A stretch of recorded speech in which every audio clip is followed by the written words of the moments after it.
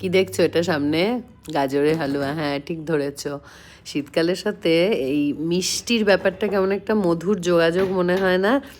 অন্য সময় কন্ট্রোল করে নেওয়া যায়, ইভেন করেও নিই, বাট এই শীতকালে না নিজেকে একটু খুল্লা ছেড়ে দিতে ইচ্ছে করে। ধুর, এত আর ভাল লাগে না, এই খাবো না ওই খাবো না।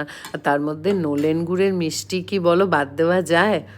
আমার তো মনে হয় না একেবারেই কেউই সেটা বাদ দিতে পারে, সে যতই ডায়েটে কেউ থাক না কেন। যা হোক, বিবাহসূত্রে আমি তো পাঞ্জাবির ঘরে এসেছি, সেহেতু আমার মধ্যে আরও কয়েকটা অ্যাড হয়েছে। আর পাঞ্জাবিদের সবচেয়ে টপ লেভেলে যে মিষ্টিটা আছে সেটা হচ্ছে গাজরের হালুয়া। ব্যাস, আমিও শিখে গিয়েছি, এত বছরে তো খুব ভালোভাবেই শিখে গিয়েছি। আগে খুব লং প্রসেস লাগতো, কিন্তু এখন একটা ফ্লো এসে গেছে।